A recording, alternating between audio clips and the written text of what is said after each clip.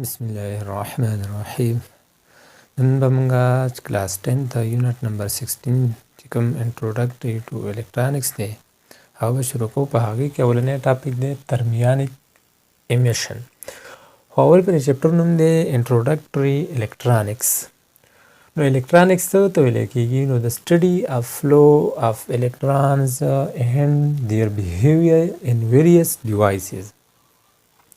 دا د فزیکس هغه برانچ دی چې په دې کې به موږ څه سټډي کوو؟ په دې کې به موږ فلو اف الکتران سټډي کوو. ولې؟ ځکه چې دا لفظ وتلی دی د څه نه؟ د الکترانز نه. ځکه الکترونکس دا لفظ وتلی د څه نه؟ د الکتران نه. نو په دې کې به موږ څه سټډي کوو؟ د فلو اف الکتران به سټډي کوو اینډ دیر بیهیویر ان ویریس ډیوایسز. او د دې الکترانو په مختلف چې کوم زموږ سره الکترانیک ډیوایس دي د دې بیهیویر به څه کوو؟ دا به سټډي کوو. یا بل تعریف د دې موږ دا شو کولی چې د سټډي اف الکترانز بیهیویرز فلو اینډ کنټرول انډر ډیفرنٹ بیهیویر. په دې کې به موږ د الکتران بیهیویر سټډي کوو، فلو به سټډي کوو او د دې کنټرول په مختلف بیهیویر باندې، لکه څنګه په ویکیوم کې، په ګیس کې، په سیمی کنډکټر میټیریل کې. په دې کې باندې به موږ د دې څه سټډي کوو؟ کنټرول به د دې الکترانو سټډي کوو. لکه تاسو خیال وکړئ دا الکترونکس دا زموږ سره د فزیکس یو وسیع ترین سره دا برانچ دی. او نن سبا که تاسو خیال وکړئ دا څومره چې ډیوایس دي دا ټول څه دي؟ دا الکترونیک ډیوایس دي. که تاسو لیپټاپ ته خیال وکړئ د لیپټاپ نه راواخله، واشنګ ماشین، دا ټوټلی موبایل فون، کیمرا وغیره چې دا څومره ډیوایس دي، دا ټي وي شلو، دا غونډ څه دي؟ دا په الکترانکس باندې چلیږي که نه؟ ځکه چې دې کې فلو اف الکتران کېږي. دا به بیا خیر مخکې په دې کې را روان دي او به تاسو به ووایي دا غونډ سیسټم چې څومره دی زموږ سره دا ټول به څه چلیږي؟ په الکتران باندې چلیږي. نو په کله به په ځي کې ځینې ځي کې به ته الکتران فلو به سیوا کوو، کله ځینې به کموو، ځینې به هلته به هیټ سیوا کېږي، فلو به کمیږي. نو دا غونډ به موږ په څه کې سټډي کوو؟ دا به په الکترانیک سټډي کوو. بل په دې کې چې کوم ټاپک ورکړی دی ترمیانیک امیشن. ترم ویل کېږي هیټ ته، ټمپریچر ته، او آین څه ته ویل کېږي؟ په کیمسټري کې به تاسو ښه پېژنئ. آین موږ یو چارج پارټیکل ته وو، او چارج پارټیکل مطلب دا دی چې په هغه باندې یا پازیټیو چارج راشي یا نیګیټیو چارج راشي. دې ته موږ آین ووګنه چې کله یو اټم الکتران څه کي ګین کي. نو په سټارټ کې خو دا زموږ سره الکتریکلی نیوټرل دی. الکتریکلی نیوټرل مطلب دا دی چې په دې کې څومره الکتران دي، دوه کومره پسې دي، دا پکې پروټانز دي. اوس دې الکتران ګین کو، نو نیوکلیس کې خو کومره پروټان دي، الکتران ګین کو، نو نیوټرل د ساري نیگیټیو چارج پرې باندې څه شو؟ سیوا راغی. نو دا څه شو؟ دا به پر یو غونډ میډل به پارشلی څه چارج راشي؟ نیگیټیو به راشي. نو دې ته به یې موږ څه نیگیټیو آین. او کله چې دا الکتران څه کي؟ دا لاس کي، نو بیا که تاسو خیال وکړئ الکترانو تعداد پکې کم شو او د پروټانو تعداد په نیوکلیس کې هغومره دی چې هر څومره دی. لکه فرض کا په سټارټ کې زموږ څه په اټم کې 5 نیوټران وي، نو 5 به پکې الکتران وي، د دې دواړه بیلنس وي. اوس د الکتران لاس کو او پروټان په نیوکلیس کې محفوظ پراته دي، نو په دې باندې به څه وشي؟ پازیټیو چارج سیوا راغلی که نه؟ ځکه چې الکتران دې لاس کو، نو په دې به څه راشي؟ پازیټیو چارج راشي. نو دې د وجې نه هغه چې موږ یو ابجیکټ له هیټ ورکو او هغه نه څه د هغه نه آین جوړ شي، مطلب دا الکتران لاس کې، دې ته به ویل کېږي ترمیانیک امیشن. امیشن وایي خارج ہونا، نکل جانا. نو ترمیانیک امیشن بس دا به هغه پراسس وي چې کله موږ یو سرټن میټل له هیټ ورکو، د هغې سرفیس ګرم کو، نو د هغې نه د الکتران څه شي؟ دا ته ایجیکټ شي، وځي ته.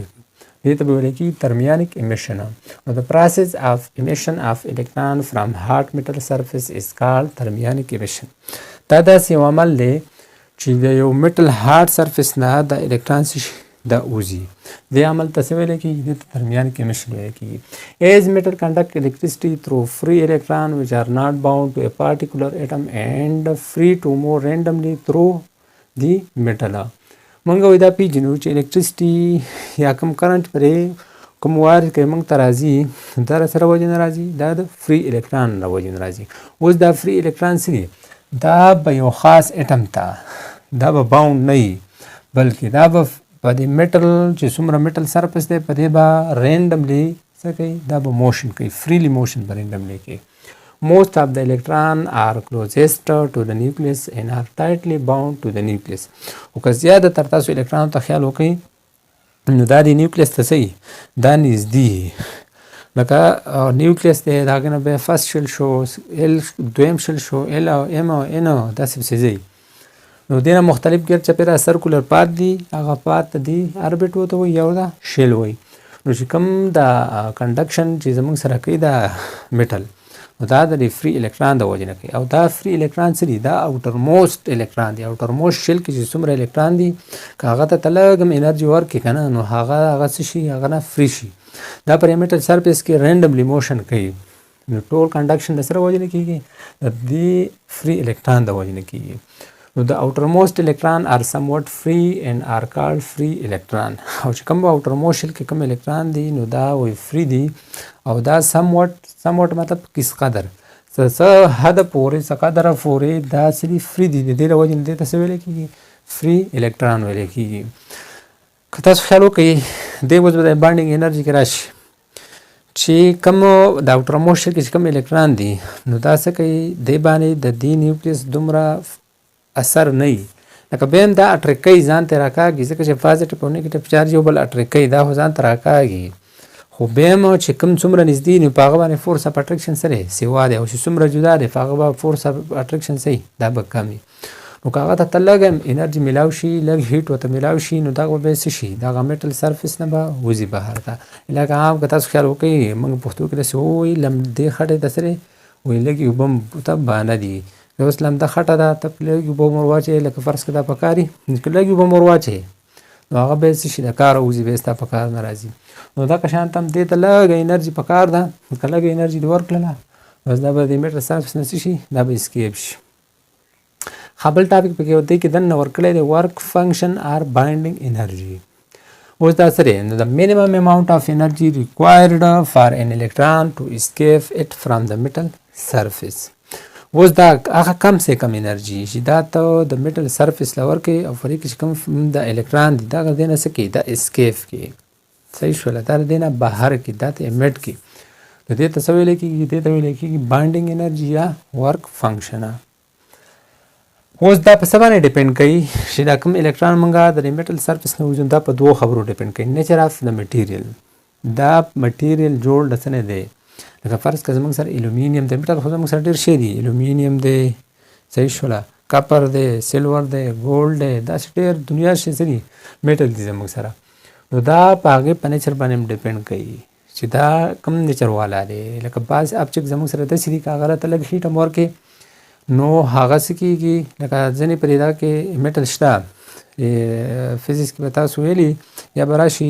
پرې میټل کې زموږ سره یو میټل داسې دی چې د هغې چې ته په لاس کې راوالې که نه نو هغه به دلته څه شي وډي شي ځکه چې د هغې ټمپریچر ډېر زیات کم دی زموږ عام نارمل ټمپریچر 70 ډګري سنټیګریډ دی که نه او هغه زما په خیال داسې 25 نه واله د 35 دی پورې داسې کېږي دا میلټ کېږي نو هغه که ته په لاس کې راوالې نو هغه څه کېږي هغه میلټ کېږي نو هغه minimum amount of energy چې هغه تصور کې دی لور کې دا الکترون د دې سرفیس نه وباسي دې ته به ویل کېږي باینډینګ انرژي یا ورک فنکشن نو دا په څه باندې ډیپینډ کوي دا نیچر اف میټیریل باندې بل ټمپریچر اف د میټیریل اوس که ته ټمپریچر سیوا کوې نو ظاهره خبره ده چې کوم الکترون دی هغه به څه کېږي هغه به دغه انرژي ګین کړي زیاته انرژي به ته میلاو شي دغه به دغه نه وځي لکه تاسو کیمستري کې آیونایزیشن پوټنشل انرژي ویلې وکړه آیونایزیشن پوټنشل موږ هغه ته وایو چې کله د یو اټم په outermost shell کې د الکترون ته وباسي ته له څومره اماونټ اف انرژي ورکړي دغه انرژي ته به څه وایي آیونایزیشن پوټنشل دا اوس موږ د میټل سرفیس نه د الکترون وباسو دا هم په outermost shell کې راځي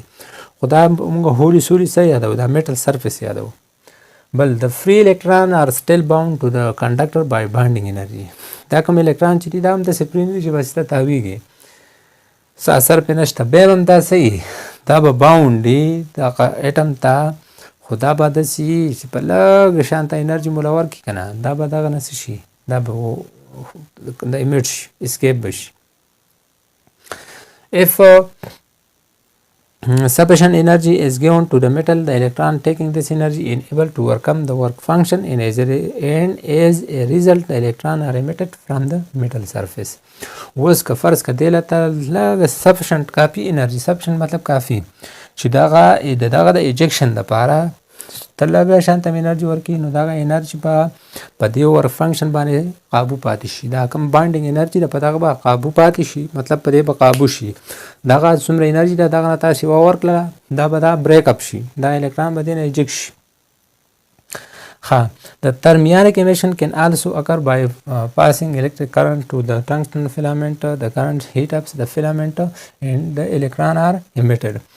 دیو په هیټینګ پروسس باندې چې کیږي موږ الکترون چې کولای شو او بل چې کله د یو سرټن میټل نه موږ الکتریک کرنٹ پاس کو لکه فرض کړئ چې موږ کم ټنګستن میټل دی دا موږ په څه باندې ظاهرو په ډبلیو باندې ظاهرو د دې اټامیک نمبر څو دی 74 دی او دې ته اول فرام ویل کېږي د دې وجه نه دا موږ په څه ظاهرو په ډبلیو باندې اول فرام د دې نوم سره ټنګستن د دې اټامیک نمبر 74 دی. نو چې کله موږ دې نه کرنټ پاس کو پرې بلب کې به تاسو خیال کړئ مخکې به کم بلبونه راتلل که نه اوس دا انرژي څه زیات تر دی نو په هغه کې به داسې یو سپرینګ ټایپ لګېدلی ګوله داسې کایل به پکې جوړو او بیا به ترې دوه داسې دغه راوتلي یو بر یو تار سره میلاو شي بل د بل سره. نو دغه کې چې کله دغه نه ته الکترون فلو کې او څومره اماونټ اف انرژي دې ورکړي دا تقریبا 6 وولټ وولټیج ورکړي یا 0.3 امپیر کرنټ دې نه پاس کړي نو دغه فیلامنټ چې کوم دی ټنګستن والا د دې نه به څه شي الکترون به ایجکټ کېږي. نو دا یو بله طریقه هم ده چې په دې باندې موږ څه کوو ایجکشن اف الکترون شو کولی. ښه که تاسو دې ډایګرام ته خیال وکړئ که نه دا یو ټنګستن ما خیال اخیستی دی دا میټل دی نو دې له زه څه ورکړم 6 وولټ وولټیج دې ته اپلای کړم یا فرض کړه دې ته 0.3 امپیر کرنټ څه کړم اپلای کړم نو دا کرنټ به دې نه پاس کېږي چې کله دې نه پاس شي نو دا به هیټ اپ شي چې هیټ اپ شي نو دا الکترون به داسې کېږي دا به ریلیز کېږي دا الکترون دلته به ریلیز کېږي. یا که تاسو میټل سرفیس ته خیال وکړئ دا یو میټل سرفیس دی دې له زه ترمل انرژي ورکوم دا کوم الکترون چې دي چې څومره ترمل انرژي سیوا کوي د دې سپیډ به سیوا کېږي سپیډ سیوا کېږي کولیجن د منځ کې سیوا کېږي رزسټنس به سیوا کېږي دا الکترون به څه کېږي دا به ایجکټ کېږي. فرض کړه دا الکترون رالل داسې هیټ دی ګین کو وایبریشن د دې سیوا شو دا پاس راوختل دی کنډکشن بینډ ته دی نه دا اوس دې کم دا الکترون چې اوس ریلیز کېږي دې ته به ویل کېږي اسکیپس الکترون